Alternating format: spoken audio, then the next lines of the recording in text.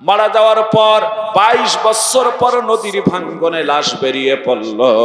এই 22 বছর পর তার কাপনের কাপড়টা অক্ষত সাদা ধপধপা, কাপনের কাপড়ের ভিতরে মাটির দাগ একটা তিলা পর্যন্ত ধরে নেই। জোরে বলা যাবে কি সুবহানাল্লাহ?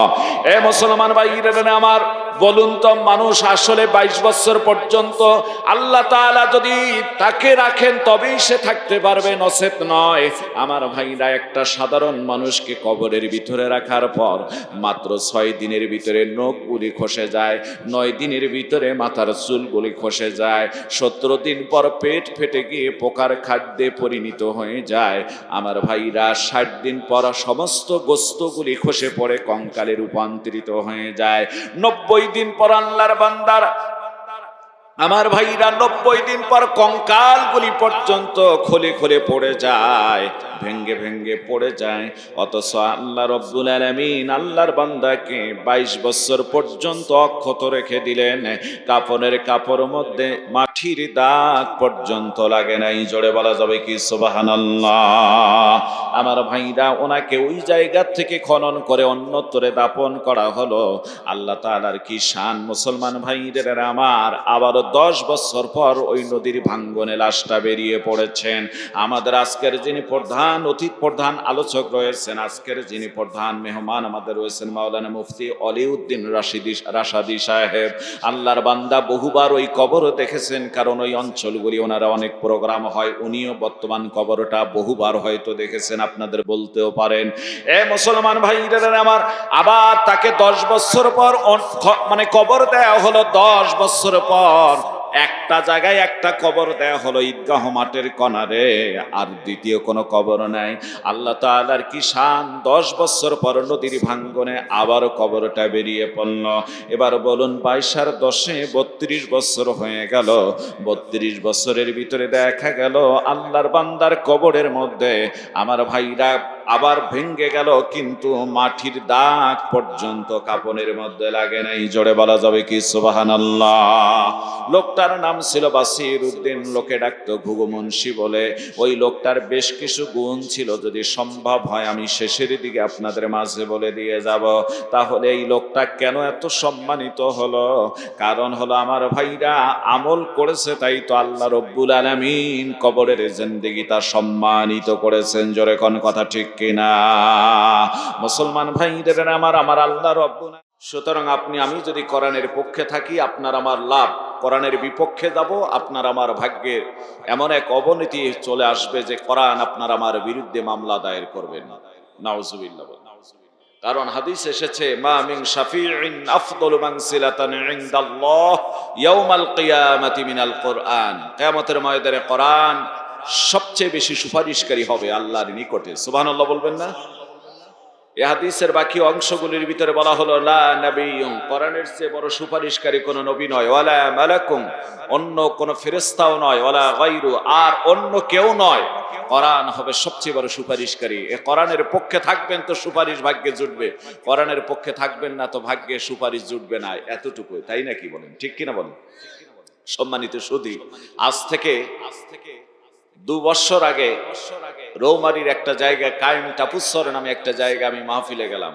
যাওয়ার পর সভাপতি সাহেব বললেন যে, হুজুর, আজ থেকে 3 দিন আগে আমরা একটা কবর খনন করছিলাম। কবর খনন করতে গিয়ে আমরা একটা মাটির নিচ থেকে কোরআনে কারীমের কপি পেয়েছি। এই কোরআন শরীফটা ধারণা করা হচ্ছে 38-40 বছর পূর্বে এই এলাকাটায় ছিল পুরাটাই নদী। নদীতে ভেসে এসে হয়তোবা এটা পলি পড়া, অর্থাৎ এটি এই নদীতে ভেসে এসে পাড়ে ঠেকেছিল, তার উপর পলি পড়েছে। ফনটা হলো, ফন বলা হয় ছাপানোর যে স্টাইল, ছাপানোর যে এই ক্যাটাগরিটা, এটাকে ফন বলা হয়। বলল যে, হুজুর, এই ফন পাকিস্তান পিরিয়ডে যে কোরআনের ফনগুলো ছিল, এই ফনগুলির এই কোরআন শরীফটা এবং উপরের মধ্যে কাদামাটির প্রলেপ লাগানো রয়েছে। হুজুর, ধারণা করা হচ্ছে যে এই কোরআনটা 38 থেকে 40 বছর পূর্বে নদীতে ভেসে এসে মাটির নিচে চাপা পড়ে থাকলো। এতদিন হয়ে গেল, কোরআন শরীফের একটা অক্ষর নষ্ট হয়ে যায়নি। জোরে বলুন না সুবহানাল্লাহ। কারণটা কি ভাই? কোরআন নাযিল করেছেন কে? হেফাজত করবেন কে? ঠিক আছে তো কথা, না কি বলেন? এই হেফাজতের দায়িত্ব যদি পৃথিবীর কোনো মানুষকে দিত, মানুষ কিন্তু কোরআনের হেফাজত না করে কোরআনটাকে, আমার ভাইরা, আমার বন্ধুগণ, যার যেটা বিপক্ষে যেত সে বিষয়গুলিকে কেটে দিয়ে ছাটাই বাছাই করে কোরআন শরীফের 12টা বাজায় দিয়ে আজকে আমরা কোরআন খুঁজে পেতাম না। কথা বলেন ঠিক কিনা? অথবা তাওরাত, জবুল, ইনজিল যেভাবে মানুষ সংস্কার করতে করতে মন করে কিছু ঢুকাতে ঢুকাতে ওটার আসল থেকে অনেক দূরে সরে গিয়েছে, আমরা কোরআন থেকেও ঠিক এতটা দূরে সরে যাইতাম। কিন্তু এর হেফাজতের দায়িত্ব নিয়েছেন আমার আল্লাহ, সুবহানাল্লাহ বলেন। যার কারণে এই 16 মাসের একটা বাচ্চা একটু আগে আমাদের মাঝে কোরআনে কারীম তেলাওয়াত করলেন, এবং তেলাওয়াতটা চমৎকার তেলাওয়াত। বোঝা গেল এই যে ছোট্ট বাচ্চাটা এখানে মাত্র 16 মাসে হাফেজ কোরআন হয়েছে। আলহামদুলিল্লাহ বলবেন না? 6666 খানা আয়াতে কারিমা, আমার ভাইয়ের 114টা সূরা, 540টার ভিতরের মতো রুকু। আমার বন্ধুগণ, এতগুলি মঞ্জিল, কি করে আল্লাহর বান্দা এতগুলি আয়াত, অনেক মুসাব্বার আয়াত, একই আয়াত বিভিন্ন জায়গায় এসেছে একইভাবে, আমার ভাইরা বিভিন্ন পাড়ায় বিভিন্ন সূরায় এসেছে, তারপরও পুরা ঠোঁটস্থ কণ্ঠস্থ মুখস্থ করে ফেললেন। তার মানে হচ্ছে একমাত্র কোরআনে কারীম হচ্ছে এমন জিনিস যেটা নাজেল করেছেন আল্লাহ, সংরক্ষণ করবেন আমার আল্লাহ, সুবহানাল্লাহ বলেন। ধরুন গোটা পৃথিবীর যত কোরআন শরীফ আছে, বিশ্বযুদ্ধ লেগে সমস্ত কোরআনগুলিকে পুড়িয়ে ছাই করে দেওয়া, একটা কোরআন শরীফের কপিও নাই। আবার আপনাদেরকে আমি বলে দিতে পারি, লক্ষ লক্ষ কোটি কোটি কোরআন শরীফ আবারও ছাপানো যাবে যদি একজন হাফেজ কোরআন বেঁচে থাকেন আর একজন আলেম বেঁচে থাকে। হাফেজ সাহেব বলবেন, আলেম সাহেব লিখতে থাকবেন, আবারও কোটি কোটি কোরআন শরীফ মানুষের মাঝে উপহার দেয়া যাবে, কারণ এটা হচ্ছে জিন্দা কোরআন, এক একজন হাফেজ। জোরে বলুন না সুবহানাল্লাহ। সম্মানিত ভাই, আমার ভাইরা, এই কোরআন থেকে আমরা অল্প সময়ের ভিতর আলোচনা শুনব। আল্লাহ সুবহানাহু ওয়া তাআলা এই কোরআনে কারীম সম্পর্কে আমাদেরকে পরিষ্কার করে জানায় দেন। আল্লাহ রাব্বুল আলামিন বলেন, ওয়া নাযালনা আলাইকাল কিতাবা তিবয়ানাল লিকুল্লি শাইইন ওয়া হুদান ওয়া রাহমাতান ওয়া বুশরা লিল মুসলিমিন। জোরে বলুন আল্লাহু আকবার। আল্লাহ রাব্বুল আলামিন বলেন, হে রাসূল, আমি আপনার প্রতি এমন এক কিতাব নাযিল করেছি, ওয়া নাযালনা আলাইকাল কিতাবা তিবয়ানাল লিকুল্লি শাই, যে কিতাবের ভিতরে প্রত্যেকটি বিষয়ে সুস্পষ্টভাবে বর্ণনা করা হয়েছে। জোরে বলুন সুবহানাল্লাহ। হুদান ওয়া রাহমাতান ওয়া বুশরা লিল মুসলিমিন। এ কোরআনে কারীম হচ্ছে মুসলমানদের জন্য হেদায়েত, রহমত এবং পথপ্রদর্শক। সুতরাং আমার ভাইরা, যে কোরআন মুসলমানদের জন্য হেদায়েত, রহমত, পথপ্রদর্শক, সুসংবাদ, এবং এই কোরআন থেকে বর্তমান জামানার অনেক মুসলমান আমরা দূরে সরে যাচ্ছি। জোরে বলেন কথা ঠিক কিনা? তাই তো মাঝে মাঝে আমি বলে থাকি, আসছে পথে আধার নেমে, তাই বলে কি থাকবি থেমে, বারে বারে জ্বালাও বাতি, হয়তো একবার জ্বলবে না, তাই বলে তো ভীরুর মতো বসে থাকা চলবে না। মুসলিম আমি, সংগ্রামী আমি, আমি চিরনবীর, আল্লাহকে ছাড়া কাউকে করি না ভয়। লিল্লাহি তাকবীর, নারায়ে তাকবীর। মুসলমান ভাইরা আমার গভীর মনোযোগ দিয়ে দেন। আগের জামানার মানুষগুলির নাম ছিল সহজ সরল, আবেদা, সলেহা, সালেম, সালমা, এই সমস্ত সুন্দর সুন্দর নামগুলি তাদের ছিল মহিলাগুলির। কিন্তু আমার ভাইরা, তারা কোরআনে কারীমের সাথে ছিল সম্পর্ক। আগের জামানার মানুষগুলির মসজিদ ছিল কাঁচা, ঈমান ছিল বড় পাকা। আমার ভাইরা, বর্তমান জামানার নাম আসলো সুন্দর, শিক্ষায় সামনে এগিয়ে গেল, কিন্তু মুসলমানরা কোরআনে কারীম থেকে, ইসলাম থেকে দিনে দিনে দূরে সরে যাচ্ছে। জোরে বলেন কথা ঠিক কিনা? তাই তো মাঝে মাঝে আমি বলে থাকি, সামনেতে মোরা এগিয়েছি যত, পিছনে পড়েছি তত, সংখ্যাতে শুধুই বাড়িয়ে চলেছি গরু ছাগলের মতো। কথা বলেন ঠিক কিনা? কষ্ট পেন না কথাগুলির ভিতরে, এটার ভিতরে তো আমিও আমাকে জড়িয়ে নিয়ে এই কথা বলেছি, ঠিক কিনা বলেন?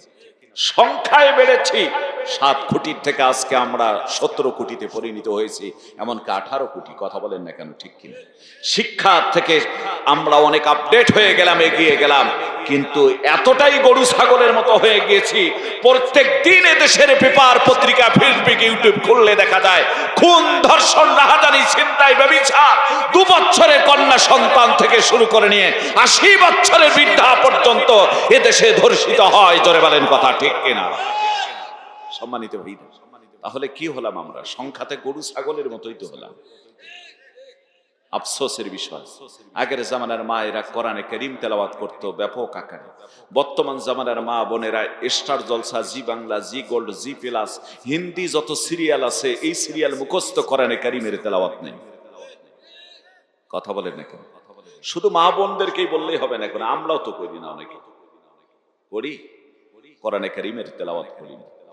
অথচ কোরআন যদি কেউ নিয়মিত তেলাওয়াত করে, রাসূল করিম সাল্লাল্লাহু আলাইহি সাল্লামের স্পষ্ট বাণী, এই কোরআনটা হচ্ছে একটা নূর। কোরআনে আয়াত বহু জায়গায় বলা হয়েছে এই নূর কোরআন তেলাওয়াতের বিনিময় আল্লাহ পাক চোখের জ্যোতি বাড়ায় দিবে।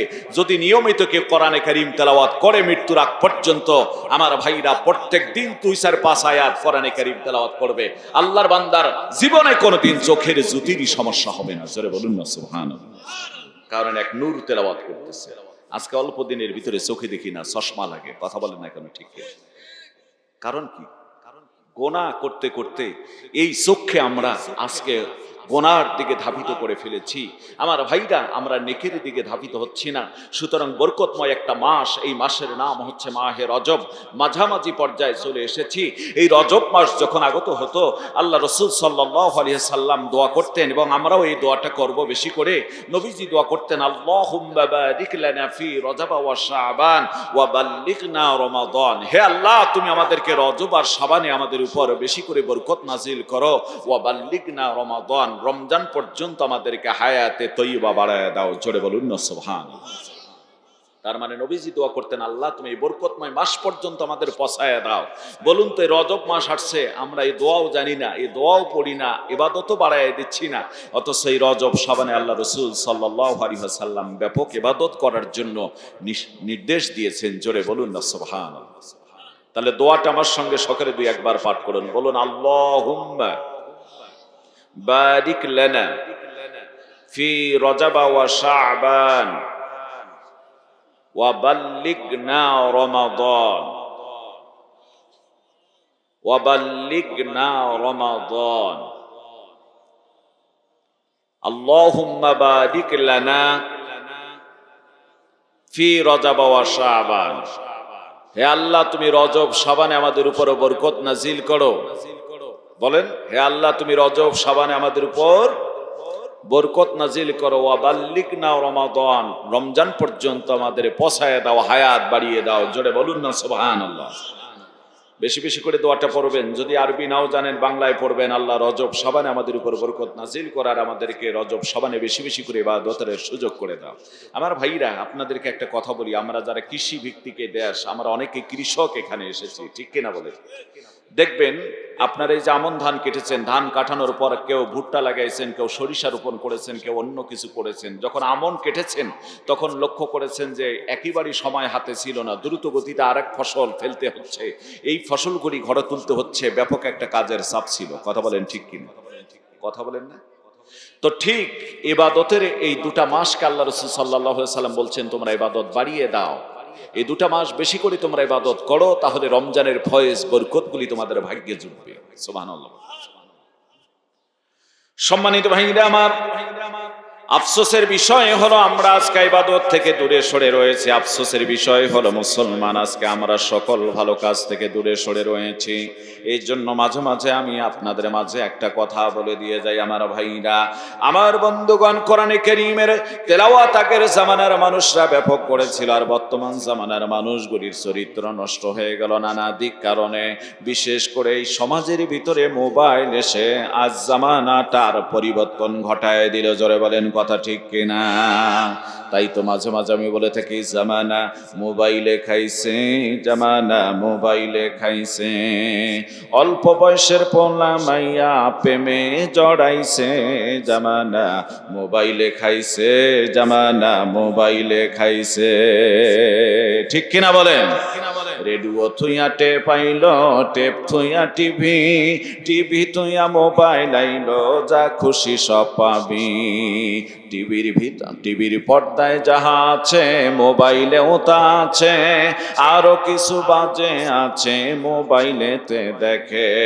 ওই সমস্ত জিনিস দেখা, ওই সমস্ত জিনিস দেখা পোলা মাইয়া বুড়া জওয়ান নেশায় মেতেছে, জামানা মোবাইলে খাইছে, জামানা মোবাইলে খাইছে।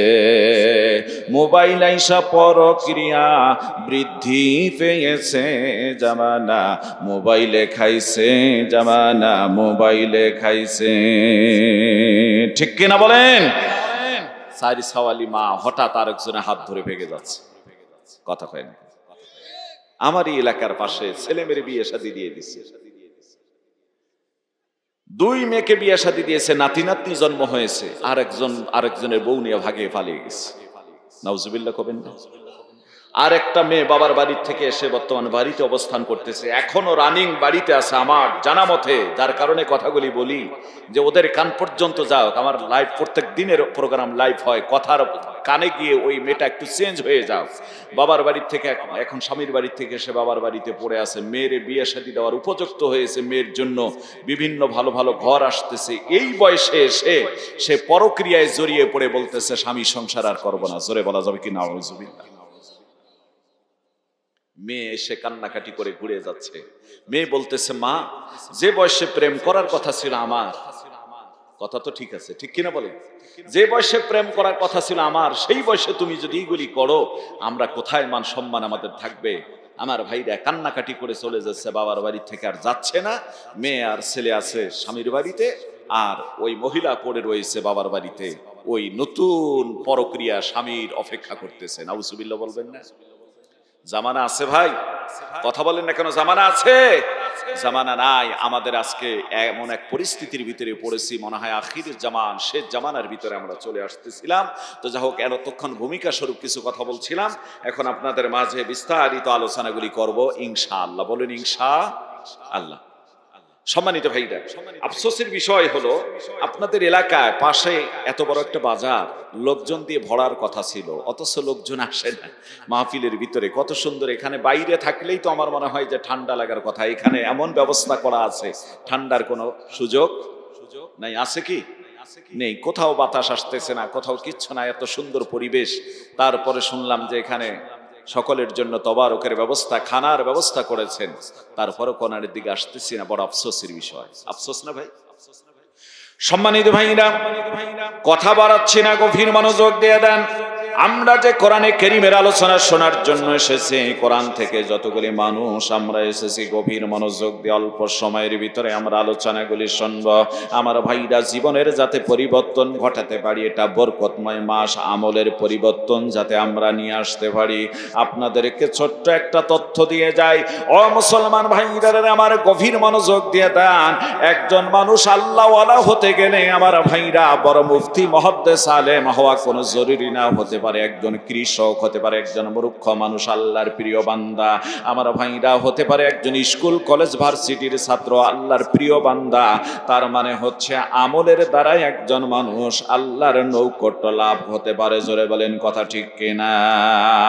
যার কারণে কবি বলেছেন, আমল সে জিন্দেগি বনতি হ্যায়, জান্নাত ফি জাহান্নাম ভি, या इस्लाम में फितरत है ननादी है नननी। কবি বলেছেন একটা মানুষ জন্মগত দিক থেকে নিয়ে নিষ্পাপ, জান্নাতীও নয় জাহান্নামীও নয়, বরং তার আমলেই তাকে জান্নাতি কিংবা জাহান্নামের দিকে নিয়ে যায়। এই জন্য আমার ভাইরা, এটাই ইসলামের বৈশিষ্ট্য, এটাই ইসলামের একটা বৈশিষ্ট্য। মুসলমান ভাইরা আমার, মাঝে মাঝে আমি বলে থাকি, আমাদের কুড়িগ্রাম জেলায় সদর পৌরসভা ইউনিয়নের পাশে যেহেতু পৌরসভাটার চতুর্দিকে ইউনিয়ন থেকে থাকে, পৌরসভার দক্ষিণ পূর্ব দিকের একটা ইউনিয়ন নাম হচ্ছে মোগলবাসা। এই মোগলবাসা ইউনিয়নটা ধল্লা নদীর সঙ্গে লাগানো রয়েছে ইউনিয়নটা। মুসলমান ভাইদের আমার, এই ইউনিয়নের মাঝ দিয়ে ধল্লা নদী অতিবাহিত হয়ে গিয়েছে। ওই আল্লাহর এক বান্দা আমার ভাইরা মারা যাওয়ার পর 22 বছর পর নদীর ভাঙ্গনে লাশ বেরিয়ে পড়ল।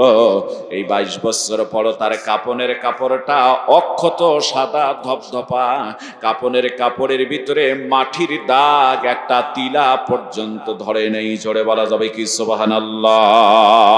এ মুসলমান ভাইরা আমার, বলুন তো, মানুষ আসলে 22 বছর পর্যন্ত আল্লাহ তাআলা যদি তাকে রাখেন তবেই সে থাকতে পারবে, নচেত নয়। আমার ভাইরা, একটা সাধারণ মানুষকে কবরের ভিতরে রাখার পর মাত্র 6 দিনের ভিতরে নখগুলি খসে যায়, 9 দিনের ভিতরে মাথার চুলগুলি খসে যায়, 17 দিন পর পেট ফেটে গিয়ে পোকার খাদ্যে পরিণত হয়ে যায়। আমার ভাইরা, 60 দিন পর সমস্ত গোস্তগুলি খসে পড়ে কঙ্কালে রূপান্তরিত হয়ে যায়। 90 দিন পর আল্লাহর বান্দার আমার ভাইরা 90 দিন পর কঙ্কালগুলি পর্যন্ত খোলে খোলে পড়ে যায়, ভেঙ্গে ভেঙ্গে পড়ে যায়। অথচ আল্লাহ রব্বুল আলামিন আল্লাহর বান্দাকে 22 বছর পর্যন্ত অক্ষত রেখে দিলেন, কাপনের কাপড়ের মধ্যে মাটির দাগ পর্যন্ত লাগে নাই। জোরে বলা যাবে কি সুবহানাল্লাহ? আমার ভাইরা, ওনাকে ওই জায়গা থেকে খনন করে অন্যত্রে দাপন করা হলো। আল্লাহ তাআলার কি শান মুসলমান ভাইদের আমার। আবার 10 বছর পর ওই নদীর ভাঙ্গনে লাশটা বেরিয়ে পড়েছেন। আমাদের আজকের যিনি প্রধান আলোচক রয়েছেন, আজকের যিনি প্রধান মেহমান আমাদের রয়েছেন মাওলানা মুফতি অলিউদ্দিন রাশাদি সাহেব। আল্লাহর বান্দা বহুবার ওই কবর দেখেছেন, কারণ ওই অঞ্চলগুলি ওনারা অনেক প্রোগ্রাম হয়, উনিও বর্তমান কবরটা বহুবার হয়তো দেখেছেন, আপনাদের বলতেও পারেন। এ মুসলমান ভাইরা আমার, আবার তাকে 10 বছর পর মানে কবর দেয়া হলো। 10 বছর পর একটা জায়গায় একটা কবর দেয়া হলো, ঈদগাহ মাঠের কনারে, আর দ্বিতীয় কোনো কবর নাই। আল্লাহ তাআলার কি শান, 10 বছর পর নদীর ভাঙ্গনে আবার কবরটা বেরিয়ে পড়ল। এবার বলুন, 22 আর 10 32 বছর হয়ে গেল। 32 বছরের ভিতরে দেখা গেল আল্লাহর বান্দার কবরের মধ্যে আমার ভাইরা আবার ভেঙ্গে গেল, কিন্তু মাটির দাগ পর্যন্ত কাপনের মধ্যে লাগে নাই। জোরে বলা যাবে কি সুবহানাল্লাহ? লোকটার নাম ছিল বাসির উদ্দিন, লোকে ডাকতো ঘুঘু মুন্সি বলে। ওই লোকটার বেশ কিছু গুণ ছিল, যদি সম্ভব হয় আমি শেষের দিকে আপনাদের মাঝে বলে দিয়ে যাব। তাহলে এই লোকটা কেন এত সম্মানিত হলো? কারণ হলো আমার ভাইরা, আমল করেছে, তাই তো আল্লাহ রব্বুল আলামিন কবরের জিন্দেগি তা সম্মানিত করেছেন। জোরে কোন কথা ঠিক কিনা? মুসলমান ভাইদের আমার আল্লাহ রব্বুল আলামিন কোরআনে বলেন, ইয়া আইয়ুহাল্লাযীনা আমানুত্তাকুল্লাহা হাক্কা তুকাতিহি ওয়া লা তামুতুন্না ইল্লা ওয়া আনতুম মুসলিমুন। জোরে বলুন আল্লাহু আকবার। আল্লাহ বলেন, ইমানদারেরা তোমরা আল্লাহকে ভয় করো, যথাযথভাবে ভয় করো। ওয়ালা তামুতুন্না ইল্লা ওয়া আনতুম মুসলিমুন, আর খবরদার মুসলমান না হয়ে তোমরা মৃত্যুবরণ করো না। আল্লাহ পাক ইমানদারদেরকে মুসলমান হতে বললেন, বোঝা গেল ইমানদার দাবি করলে পরিপূর্ণ মুসলমান হওয়া যায় না। মুসলমান হতে গেলে মুসলমানিত্ব কাজ করা লাগে। জোরে বলেন কথা ঠিক কিনা? ছয় দিন পর নখ খসে যাবে, 9 দিন পর চুন। কবর গাহের সামান নিতে কইর না কেউ ভুল, কবর জায়গা ভালো নয়, কবর জায়গা ভালো নয়। আওয়াজ দিয়ে বলেন, কবর জায়গা ভালো নয়, কবর নয়, কবর জায়গা ভালো নয়। আমল দিয়ে কবর গৃহ সাজিয়ে নিতে হয়, কবর জায়গা ভালো নয়, কবর জায়গা ভালো নয়। ভাই কথা বলেন ঠিক কিনা? 17 দিন পর পেট ফেটে যাবে, পোকার খাদ্য হবে। 60 দিন পর গোশ থাকবে না, কঙ্কাল পড়ে রবে। 90 দিন পর হাড়গুলি সব, 90 দিন পর হাড়গুলি সব খুলে খুলে পড়ে রয়, কবর জায়গা ভালো নয়, কবর জায়গা ভালো নয়, কবর জায়গা ভালো নয়, কবর জায়গা ভালো নয়। আমল দিয়ে কবর গৃহ সাজিয়ে নিতে হয়, কবর জায়গা ভালো নয়, কবর জায়গা ভালো নয়। ঠিক কিনা বলেন?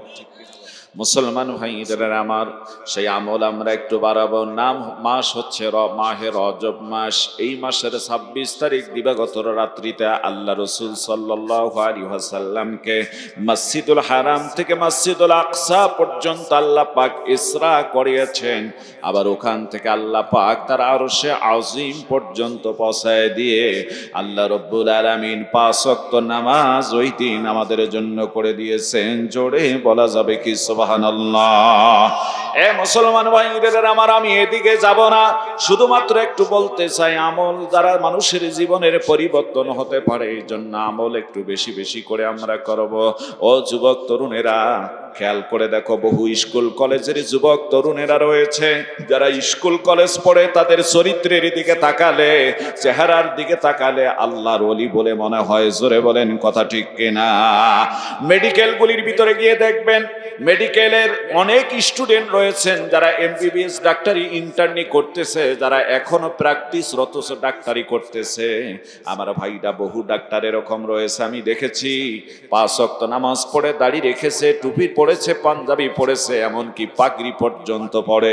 দেখলে মনে হবে এটা ডাক্তার না, কোন মুফতি মুহাদ্দিস। জোরে বলা যাবে কি সুবহানাল্লাহ? এই যুবক তরুণেরা, বাবাজিরা, এই জন্য বলবো, আমল আপনি যেভাবে করবেন, যেখান থেকে করবেন, আপনি আল্লাহ পাকের একজন ওলি এবং প্রিয় বান্দা হয়ে যেতে পারেন। গভীর মনোযোগ দিয়ে দেন, একটা ছোট্ট তথ্য আপনাদের মাঝে দিয়ে যাই। আমার ভাইরা, ইমাম হযরত ইমাম আহমদ ইবনে হাম্বল রাহমাতুল্লাহ আলাইহি, আপনারা নাম শুনেছেন, যিনি 4 মাযহাবের একটা মাযহাবের ইমাম। ইমাম আহমদ ইবনে হাম্বল আল্লাহর ওলি। ইমাম আহমদ ইবনে হাম্বল আমার বন্ধুগণ, ইনি একজন বুজুর্গ, বড় শ্রেষ্ঠ আলেমের ভিতরে একজন আলেম ছিলেন। তিনি একজন হাদিস সংরক্ষণ করার জন্য বাড়ি থেকে বেশ বহু দূর পর্যন্ত বেরিয়ে পড়েছেন। সারা দিন পর্যন্ত হেঁটেছেন। হাঁটতে হাঁটতে আল্লাহর বান্দা আমার বন্ধুগণ একটা মসজিদের ভিতরে ইশার নামাজ আদায় করলেন। ইশার নামাজ আদায় হয়ে গেল। ইমাম আহমদ ইবনে হাম্বল মুয়াজ্জিন সাহেবকে বললেন, মুয়াজ্জিন সাহেব, যদি কোনো অসুবিধা না হয় তাহলে এই মসজিদের ভিতরে আমি রাত কাটাতে চাই, আমি এখানে থাকতে চাই, আমি মুসাফির। নিজের পরিচয় দিলেন না। আজ তো আমরা সামান্য কিছু বড় হয়ে গেলে মনে করি হাম সুমান দিগারে নেস, আমার সে অন্য কেউ বুঝি আমার মতো নাই। আমার ভাইরা, আমার সে বড় কেউ নাই এটা মনে করি। ইমাম আহমদ ইবনে হাম্বল নিজের পরিচয় দিলেন না। না দিয়ে আল্লাহর বান্দা বললেন, ও মুয়াজ্জিন সাহেব, আপনি যদি আমারে থাকতে দেন, আমি মসজিদের ভিতরে রাতটা একটু কাটাতে চাই। মুয়াজ্জিন সাহেব বললেন, কমিটিদের নিষেধ, এই মসজিদের ভিতরে রাত কাটানো যাবে না। আমার ভাইরা, সাথে সাথে আল্লাহর বান্দা বেরিয়ে পড়লেন। হেঁটে হেঁটে পা পা করে আর এক মসজিদের আর এক মহল্লায় গেলেন, সেখানেও থাকতে দেয়া হলো না। আল্লাহর বান্দা হাঁটে হাঁটি পা পা করে রওনা করলেন। রওনা করে যেতে যেতে যেতে যেতে ইমাম আহমদ ইবনে হাম্বল রাহমাতুল্লাহ আলাইহি আল্লাহর ওলি দেখতেছেন এক যুবক রুটি বানাচ্ছে। রুটি যখন পলে, যুবক জবান থেকে যেন বিড়বিড় করে কি বলতেছে, তার মানে দুটা ঠোঁট নড়ায়। আবার রুটি ভাজে তখনও দুই ঠোঁট লড়ায়। আবার রুটি যখন বিক্রি করে তখন কাস্টমারকে দেয় তখনও দুই ঠোঁট লড়ায়। আমার ভাইরা আবার যখন টাকা নিয়ে ক্যাশ করে, তার মানে যখন টাকা কাস্টমারের কাছ থেকে নেয় আল্লাহর বান্দা তখনও দুই ঠোঁট লড়ায়।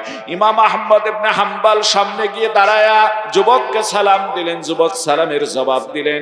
ইমাম আহমদ ইবনে হাম্বল বললেন, ও যুবক, আমি একজন মুসাফির, আমি তোমার এই চুলার পাশে সারা রাত বসে বসে রাতটা কাটায় দিতে চাই, যদি তোমার কোনো অসুবিধা না হয়।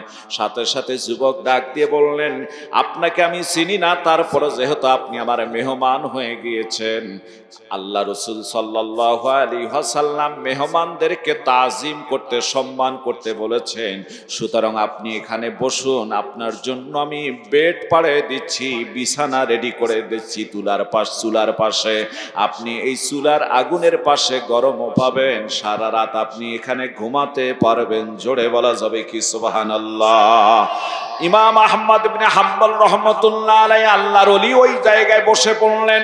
আমার ভাইরা বেড করে দেয়া হলো, সুন্দর করে তিনি বসলেন। ইমাম আহমদ ইবনে হাম্বল মনে মনে ভাবতেছেন, যুবকটাকে দেখি আবারও ঠোঁট লড়ায় নাকি। দেখেন, হ্যাঁ, সব সময় সে ঠোঁটটা লড়ায়। ইমাম আহমদ ইবনে হাম্বল যখন ওখানে বসলেন, আমার বন্ধুগণ, যুবক ডাক দিয়ে বলছেন, ও আল্লাহর বান্দা, আপনারে চিনি না, তবে আপনি আমার মেহমান হয়ে গিয়েছেন, একটু হাতটা ধুয়ে ফেলুন, আমি আপনাকে রুটি আর গোশত দিচ্ছি, আপনার যতটুকু প্রয়োজন আপনি ততটুকু উঠায় উঠায় নিয়ে খান। ইমাম আহমদ ইবনে হাম্বল আল্লাহর শুকরিয়া আদায় করে আল্লাহকে ডাক দিয়ে বলেন, আমার আল্লাহ, আল্লাহ গো, 2 মসজিদে গেলাম, থাকতে দেয়া হলো না, আর তোমার এই যুবক আমারে থাকার ব্যবস্থাও করে দিলেন, রুটি আর গোশত আমার সামনে দিয়ে দিলেন। জোরে বলা যাবে কি সুবহানাল্লাহ, বলুন আল্লাহু আকবার। ইমাম আহমদ ইবনে হাম্বল রহমতুল্লাহ আলাইহি দেখতেছেন যে যুবক সব সময় জবান দিয়ে দুই ঠোঁট এভাবে নাড়তেছে আর কি যেন বিড়বিড় করে বলতেছে। ইমাম আহমদ ইবনে হাম্বল আস্তে করে মাথাটা একটু কাছে পর্যন্ত একটু আগায় দিলেন, মুখটা কানটা আগায় দিলেন, যে দেখি না যুবক কি বলে। যে যুবক যখন রুটি বলতেছিল তখনও বলতেছে আস্তাগফিরুল্লাহ, সুবহানাল্লাহ। রুটি ভাজতেছে তখনও বলতেছে আস্তাগফিরুল্লাহ। কি বলতেছে? আপনারা সকলে বলুন আস্তাগফিরুল্লাহ। আবার রুটি যখন আমার ভাইরা কাস্টমারের কাছে বিক্রি করতেছে তখনও যুবক বলতেছে আস্তাগফিরুল্লাহ। আবার রুটি যখন বিক্রি করার পর টাকা নিতেছে তখনও বলতেছে আস্তাগফিরুল্লাহ। জোরে বলুন আল্লাহু আকবার। আল্লাহর ওলি ডাকতে বললেন, যুবক, তুমি সব সময় একই শব্দ আস্তাগফিরুল্লাহ কেন পড়ো, আমি একটু জানতে চাই। আমি যেহেতু জানলাম তুমি সব সময় আস্তাগফিরুল্লাহ বলতেছো, আবার মাঝে মাঝে অন্য কোন আমলও করো নাকি? যুবক ডাক দিয়ে বলেন, হুজুর, আমি বেশি বেশি করে ইস্তেগফার, এই তওবাটা করি, কারণ আমার আব্বা আমাকে বলে দিয়েছে যত বেশি করে তওবা ইস্তেগফার মানুষ করবে তত তাড়াতাড়ি তার দিলটা নরম হয়ে যাবে। জোরে বলা যাবে কি সুবহানাল্লাহ। আমার চলার গতিতে না জানি কখন কোন গুনাহটা হয়ে যায়, এই জন্য বেশি বেশি করে আমি তওবা ইস্তিগফার পাঠ করি আর মাঝে মাঝে দুরূদ ও সালাম আমি পাঠ করি। আমার ভাইরা, ইমাম আহমদ ইবনে হাম্বল রহমতুল্লাহ আলাইহি বলেন, যুবক, এতে তোমার কি লাভ হয়েছে তুমি একটু বলবানি? যুবক কয়, আপনি কে? আপনারে আমি চিনি না, আমার মনের কথাগুলি না বলেও পারতেছি না, আপনি যেহেতু প্রশ্ন করেছেন। শুনুন পথিক, আমি এই ইস্তেগফার আর দুরূদের আমল বেশি বেশি করার কারণে আমার জীবনে যত দোয়া আমি করেছি সব দোয়া আল্লাহ কবুল করে নিয়েছেন। জোরে বলুন সুবহানাল্লাহ। শুধুমাত্র জীবনের একটা দোয়া আমার কবুল হয় নাই। ইমাম আহমদ ইবনে হাম্বল ডাক দিয়ে বলেন, যুবক, সেই দোয়াটা কি তোমার কবুল হয় নাই? আমি একটু জানতে চাই। ইমাম আহমদ ইবনে হাম্বলকে শোনাইতেছেন, এই যুবক, আমার আব্বা বলেছেন এই জামানার একজন বড় আলেম আছে, নাম হলো ইমাম আহমদ ইবনে হাম্বল, বড় বুজুর্গ। এই বড় আলেমের সঙ্গে আমার মনে বড় সাধ হলো তার সঙ্গে সাক্ষাৎ করব, একটু মুসাফা করব। এই দোয়াটা আমার কবুল কবুল হয় নাই, আর বাকি দোয়া আমার আল্লাহ আমার কবুল করে নিয়েছেন। জোরে বলা যাবে কি সুবহানাল্লাহ। ইমাম আহমদ ইবনে হাম্বল চোখের পানি ছেড়ে দিয়ে যুবককে ডাক দিয়ে বলছেন, যুবক রে, আমার আল্লাহ তোমার ওই দোয়াটাও কবুল করে নিয়েছেন। সুবহানাল্লাহ বলেন। যুবক কয়, হুজুর কেমনে কবুল করলেন? এখনো তো তার সঙ্গে আমার দেখা হলো না, সাক্ষাৎ হলো না, দিদার হলো না। ইমাম আহমদ ইবনে হাম্বল ডাক দিয়ে বলেন, যুবক, তুমি যাকে খানা খাওয়াচ্ছ, যার জন্য পেট পাড়িয়ে দিয়েছো, যাকে তুমি তাজিম সম্মান করতেছো, তিনি হচ্ছেন এই জামানার একজন ক্ষুদ্র মানুষ, ইমাম আহমদ ইবনে হাম্বল। যুবক সাথে সাথে হাতটা পরিষ্কার করে এসে তার সঙ্গে মুসাফা করে সিনার সঙ্গে সিনা লাগায় দিয়ে আল্লাহকে ডাক দিয়ে বললেন, আমার আল্লাহ, জানি না তোমার কি কৃপা গো আল্লাহ, তুমি আমার জীবনের সব দোয়া তুমি পূর্ণ করে দিয়েছো। জোরে বলা যাবে কি সুবহানাল্লাহ? বলুন আল্লাহু আকবার। যুবক তরুণ বাবাজিরা, আমরা বেশি বেশি করে তওবা ইস্তেগফার করব, পারবো না ভাই? এটা থেকে পয়সা লাগে? আমি মাঝে মাঝে বলি, গুনার কাজ করতেই পয়সা লাগে, নেকির কাজ করতে পয়সা এত লাগে না। সুবহানাল্লাহ কবেন না? আচ্ছা বলুন তো, এই মোবাইলে আপনি খারাপ কিছু দেখবেন, এমবি ঢোকা লাগবে না? কথা কয় না কেন? এমবি ঢোকাতে টাকা লাগে না? তারপর না আপনি অন্য অন্য ফায়সা নারীদের এবং বিভিন্ন অশ্লীলতা কিছু এখানে দেখতে পারবেন। তাহলে টাকা ছাড়া গুনার কাজটা হইছে? মদ খাবেন, ভাং খাবেন, ফেন্সিডিল খাবেন, জেনা করবেন, বেবিচার করবেন, বাড়িতে মানে টিভি দেখবেন, এগুলো কিনতে টাকা লাগে না? কথা বলে না? আপনি নামাজ পড়তে গেছেন, কোনো পয়সা লাগবে? দুরূদ শরীফ পড়তেছেন, পয়সা লাগতেছে। কোরআন তেলাওয়াত করবেন, পয়সা লাগবে। আল্লাহর জিকির করবেন, পয়সা লাগবে। ইস্তেগফার পাঠ করবেন, পয়সা লাগবে। নেকির কাজে পয়সা লাগে না, গোনার কাজে পয়সা লাগে। আজকে জাতি আমরা গোনার কাজ পয়সা ব্যয় করে করি, কিন্তু নেকির কাজ করতে চাই। কথা কয় না? কষ্ট পাচ্ছেন আপনারা? সম্মানিত ভাই, আপনাদের মানে উপস্থিতি দেখে এখন আলহামদুলিল্লাহ বেশ ভালোই হচ্ছে লোক। আমার আলোচনার এমনি 12টা বেজে গেছে, কারণ জুমার দিন যে সব মানুষ আমাদের মসজিদে হয়, এখন ওই পরিমাণ মানুষ আপনারা মসজিদ মানে মাহফিলে হতে পারেন না। তো একজন বক্তা আলোচনার মান বাড়ে যখন দেখা যায় যে শ্রোতা থাকে। কি থাকে? শ্রোতা থাকে।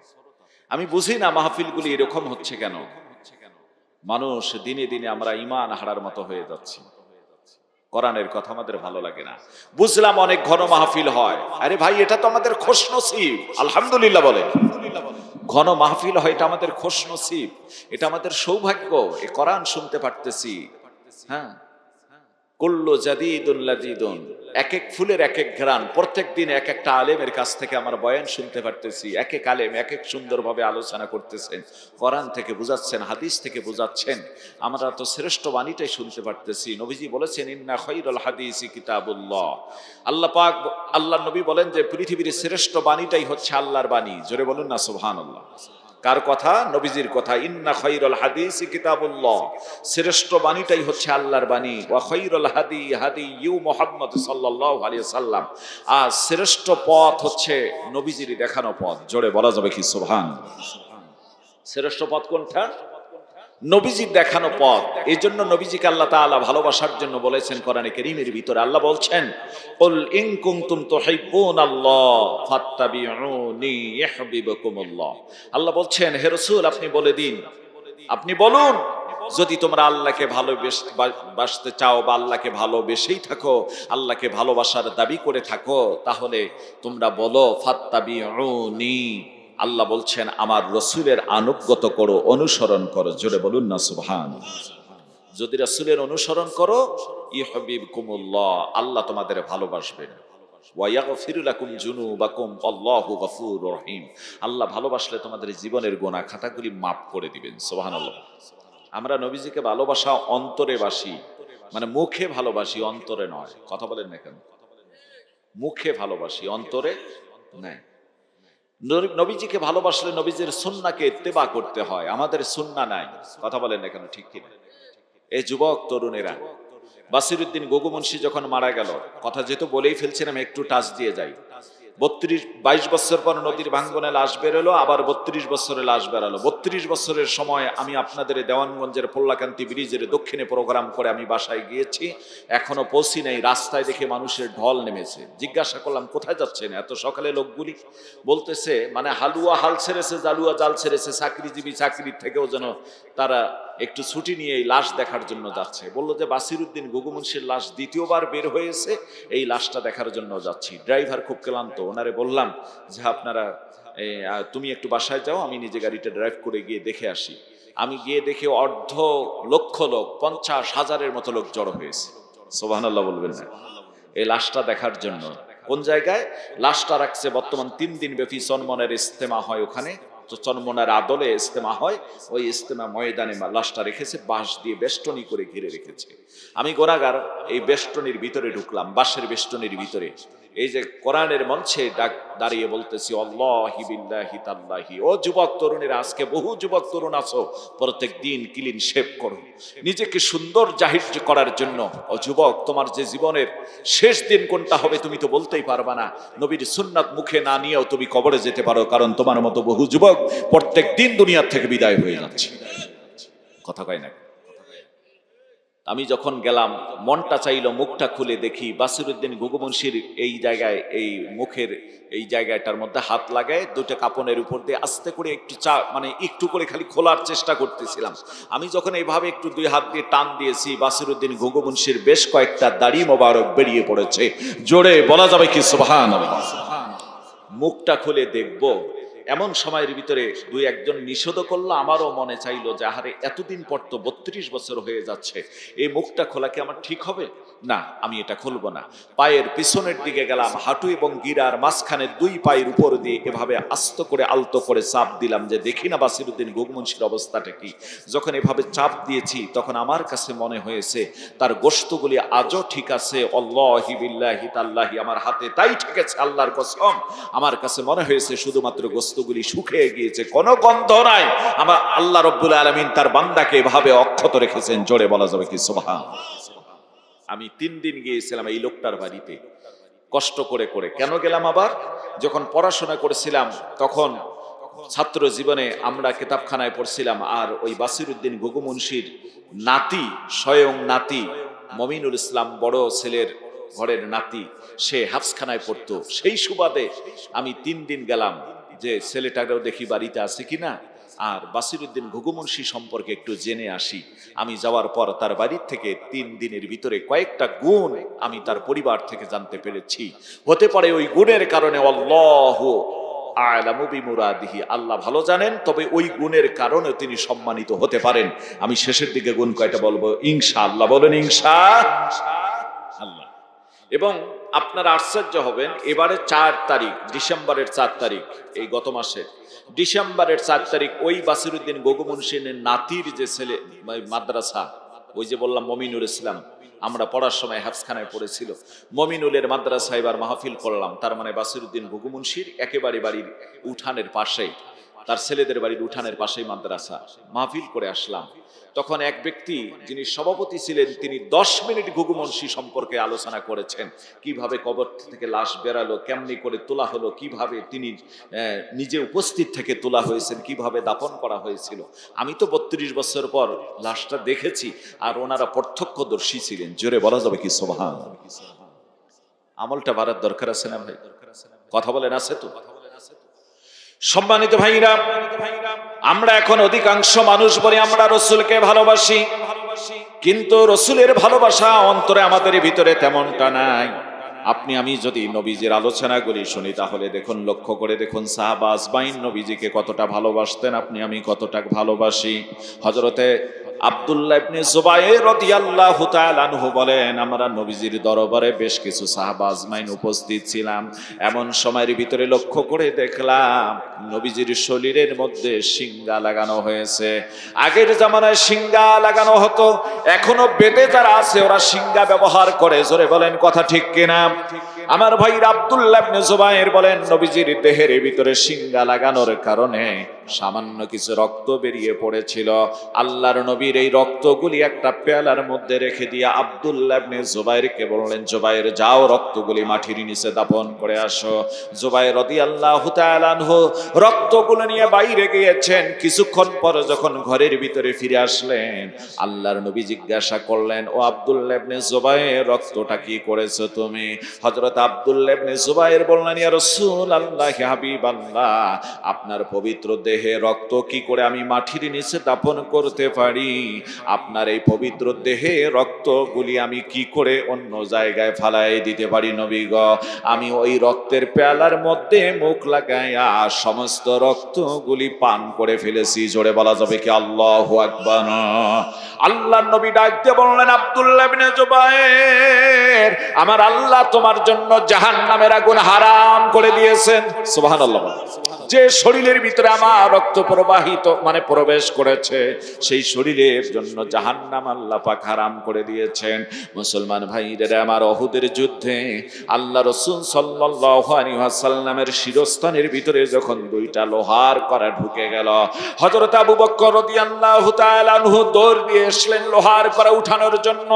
এমন সময় হযরত আবু উবাদা ইবনে জাররাহ রাদিয়াল্লাহু তাআলা আনহু দৌড় দিয়ে আবু বকরকে বাধা দিয়ে বললেন, ভাই আবু বকর, আমারে এই কাজটা হাতছাড়া করতে দিও না, এই নেকির কাজটাই ভালো কাজটা আমারে তুমি একটু করার সুযোগ করে দাও। জীবনে বহু নেকি অর্জন করেছো, আজকে আমারে এই সুযোগটা আমার হাতছাড়া হতে দিও না। আবু বকর থেমে গেলেন। হযরতে আবু উবাদা ইবনে জাররাহ রাদিয়াল্লাহু তাআলা আনহু নবীজির এই শিরস্থানের লোহার কড়াটা দাঁত দিয়ে কামড় দিয়ে আমার ভাইরা লোহার কড়াটা বের করার চেষ্টা করতেছেন। লোহার কড়া এত গভীরে ঢুকে গিয়েছেন যে এত টান দিচ্ছে, বের হতে চায় না। হযরত আবু উবাদা ইবনে জাররাহ শক্ত করে ধরে দাঁত দিয়ে যখন শক্ত করে ধরে টান দিয়ে লোহার কড়াটাও বের করেছেন, সাথে সাথে আল্লাহর নবীর সাহাবীর একটা দান্দান মোবারক শহীদ হয়ে গিয়েছে, ভেঙে গিয়েছে। জোরে বলুন আল্লাহু আকবার। আমার ভাইরা আর একটা লোহার কড়া বের করার জন্য তিনি আবারও দাঁত দিয়ে ওই কামড় দিয়ে লোহার কড়াটা যখন টান দিয়ে বের করে ফেলেছেন, আর একটা দন্দান মোবারক শহীদ হয়ে গিয়েছে। আল্লাহর বান্দারও শরীর থেকে দাঁত থেকে রক্ত পড়তেছেন, মুখ থেকে রক্ত পড়েন, নবীজিকে বুঝতে দিচ্ছেন না। এমন সময় নবীজির এই দুইটা লোহার কড়া শিরস্থান থেকে বের হওয়ার কারণে আমার বন্ধুগণ ইনজুরি হয়ে গিয়ে রক্ত প্রবাহিত হওয়া শুরু হয়ে গেল। দেহের ভিতরে চেহারার মধ্যে রক্ত লেগে গেল। হযরতে মালিক ইবনে সিনান নামে একজন সাহাবী দৌড় দিয়ে চলে আসলেন। আসার পর হযরতে মালিক ইবনে সিনান আসার পর নবীজির দেহের আর এই চেহারা রক্তগুলি জিহ্বা দিয়ে চেটে চেটে পরিষ্কার করে দিচ্ছিলেন, চেটে চেটে রক্তগুলি খেয়ে ফেলতেছিলেন। আল্লাহর নবী মালিক ইবনে সিনানকে ডাক দিয়ে বললেন, লান তামাসসাকা মিনান নার, ও মালিক ইবনে সিনান রে, আমার আল্লাহ তোমার জন্য জাহান্নামের আগুনকে হারাম করে দিয়েছেন। জোরে বলা যাবে কি সুবহানাল্লাহ। মুসলমান ভাইরা আমার, এতক্ষণ পর্যন্ত নবীজির ভালোবাসার অর্জন করার জন্য যে কথা কয়টা বললাম, এর উদ্দেশ্যই হলো আমরা নবীজিকে মুখে বলে ভালোবাসি, প্রত্যেকদিন নবীজির সুন্নাহ এই দাড়ির মধ্যে বারবার আমরা খুর লাগায় দিয়ে নিজেকে সুন্দর করে চেহারাটা দাহির করতে চাচ্ছি।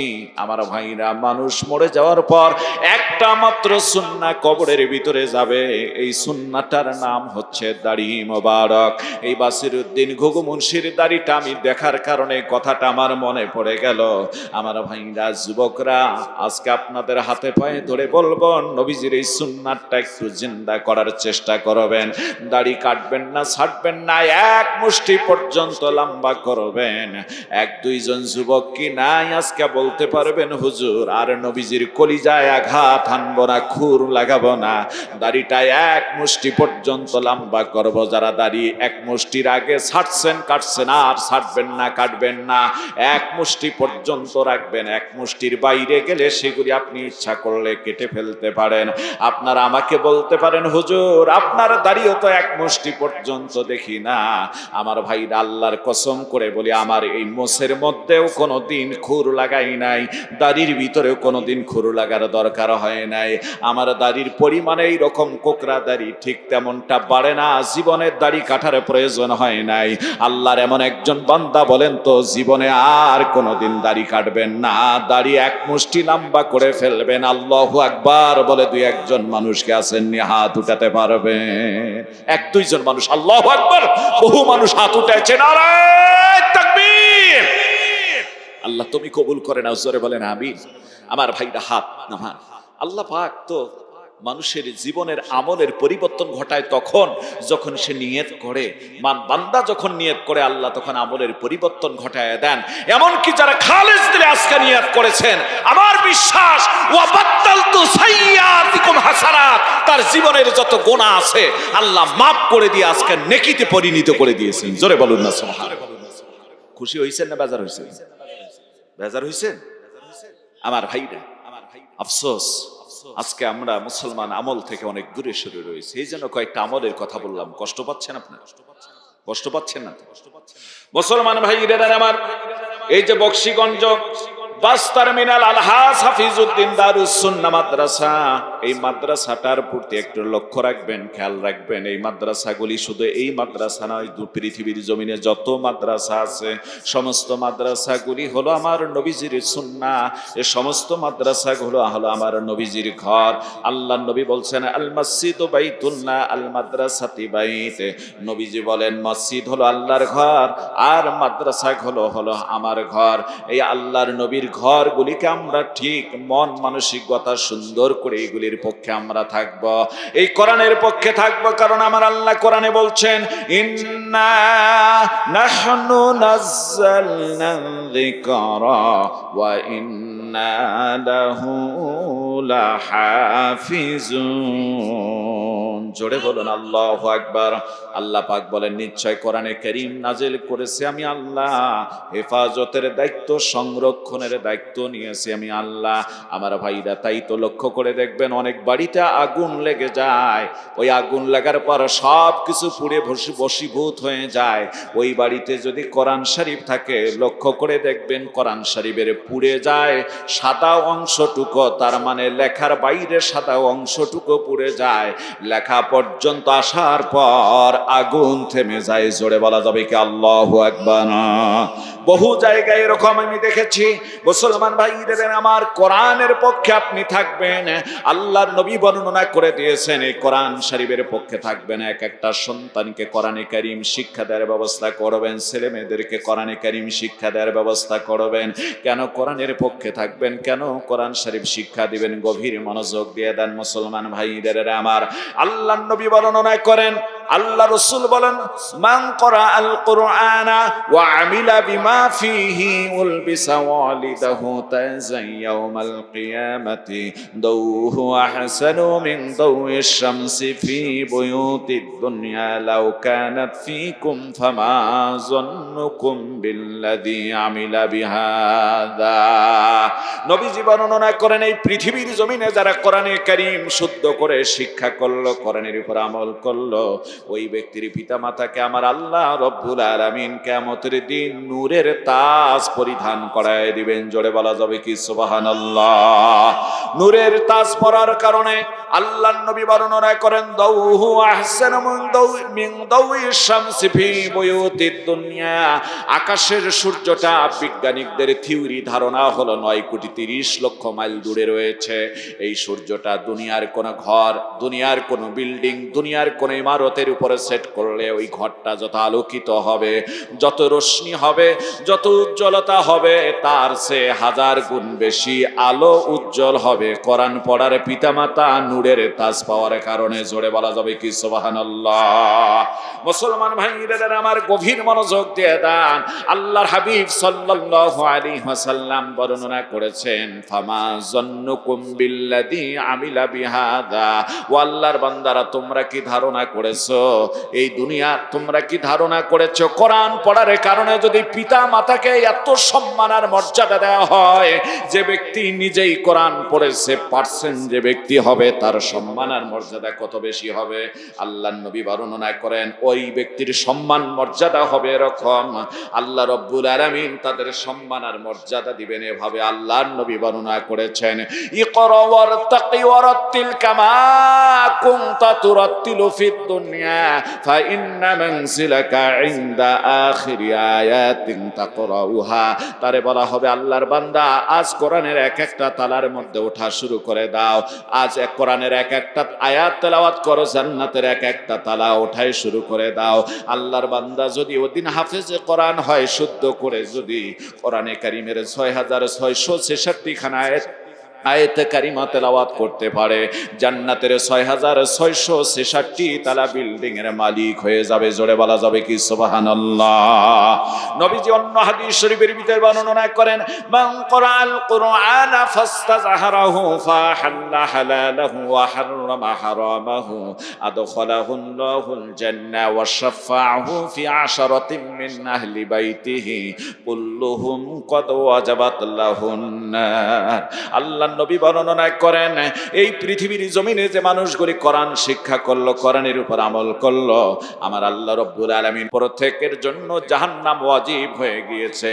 জাহান্নামের কাতারে যাও, ওই রকম 10 জন তোমার বংশের জাহান্নামী ব্যক্তিকে বেছে নিয়ে আমার জান্নাতে চলে যাও, এটাকে সুপারিশ করার অনুমতি আমি আল্লাহ তোমাকে দিয়ে দিলাম। জোরে বলা যাবে কি সুবহানাল্লাহ? আল্লাহর বান্দা জাহান্নামের কাতারে যাবেন, গিয়ে দেখবেন আমার আপন ভাই, আপন বাবা, আপন মা, আপন চাচা, আপন ফুফা, আপন ফুফু, আপন জনেরা জাহান্নামী অনেকে হয়েছে। এর সঙ্গে এমন কিছু মানুষ পাওয়া যায় যারা কোরআনের সাথে সম্পৃক্ত ছিল, লজিং রেখেছে, মাদ্রাসাকে ভালোবেসেছে, দান খয়রাত করেছে, মাদ্রাসাটা তার জীবনের মতো ছিল। এমন মানুষগুলিও এই জাহান্নামের কাতারে দাঁড়িয়েছে, মহব্বত করে অনেকগুলি মানুষকে বেছে নিয়ে আসবে। আমার আল্লাহ বলবেন, বান্দা আজ অনুমতি ছিল 10 জন ব্যক্তি নিয়ে জান্নাতে যাবা, এতগুলি নিয়ে আসছো কেন? আল্লাহর বান্দা বলবেন, আল্লাহ এরা সবাই তো আমার আপনজন, কারে আমি বাদ দেই? আল্লাহ বলবেন, বান্দা তোমার যদি এত মায়া লাগে এদের প্রতি, আমি আল্লাহ রব্বুল আলামিন তোমার কোরআনের খাতিরে সবগুলিকে মাফ করে দিয়ে জান্নাতি করে দিলাম। জোরে বলা যাবে কি সুবহানাল্লাহ? এবারে বেশি দেখতেছি, এটা করবেন না, কোরআনের মঞ্চের দিকে আসবেন। আমি পরিশেষে 10 মিনিটের ভিতরে আলোচনা শেষ করব। করার পূর্ব মুহূর্তে একটা তথ্য আপনাদেরকে অনেক জায়গায় শোনায় দিয়ে যায়, আজকেও শোনায় দিয়ে যায়। দুফোঁটা চোখের পানি যেন আপনারা ফেলতে পারেন, একজন নেককার সন্তান যেন তৈরি করতে পারেন। আল্লাহর নবী বর্ণনা করেছেন, ইজা মাতাল ইনসান, মানুষ যখন মরে যায়, মানুষ যখন, আমার দিকে তাকান, মানুষ যখন মরে যায়, ইন কাতা আনহু আমালুহু, ভালো মন্দ সব কর্ম তার বন্ধ। ওই দিন থেকে ধরুন তার যে আমলের একটা রেজিস্টার ছিল, একটা খাতা ছিল, ওটাকে বন্ধ করে দেওয়া হয়, একবারে বন্ধ, ক্লোজ। ইল্লা মিন সালাসা, 3টা কর্ম, 3টা কাজ আছে, যে কাজ 3টা মরার পরও কিয়ামত পর্যন্ত সদকায়ে জারিয়া সব পাইতে থাকবে। জোরে বলা যাবে কি সুবহানাল্লাহ? এটা বন্ধ হবে না। আল্লাহু আকবার বলেন না? এই 3টার ভিতরে অন্যতম হলো ইল্লা মিন সাদাকাতিন জারিয়া, সদকায়ে জারিয়া যত কাজ করে যাবে। আপনারা বলতে পারবেন, হুজুর কালেকশন করবেন নি? কালেকশন করব না, আমারে নিষেধ করছেন, কালেকশন হবে না, এই কথাই বলছেন। আমি কালেকশন করব না, শুধুমাত্র বোঝাতে চাচ্ছি সদকায়ে জারিয়াটা কি। একটা হলো সদকায়ে জারিয়া, 2 নাম্বার আল্লাহর নবী বলেন আও ইলমিন ইয়ানতাফাউ বিহি, এমন এলেম শিক্ষা দিয়ে যাওয়া যার কারণে মানুষ কবরে বসে বসে সব পায়। দেখেন এই যে 16 বছরের, এই 16 মাসে একটা হাফেজ হয়েছে।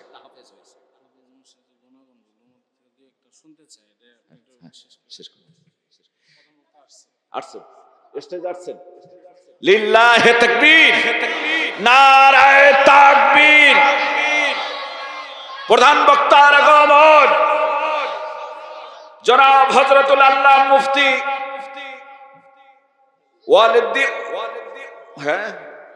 ওয়ালিউদ্দিন রাশাদী সাহেবের আগমন বক্সিগঞ্জের পক্ষ থেকে। আলহামদুলিল্লাহ, মেহমান এসেছেন, কথা বাড়ানোর কোনো সুযোগ নাই। আমি মেহমানকে বসা রেখে কখনোই কথা বলি না। বাসিরউদ্দিন গগমুন্সির যে 3-4টা গুণের কথা বলছিলাম একটু বলবো।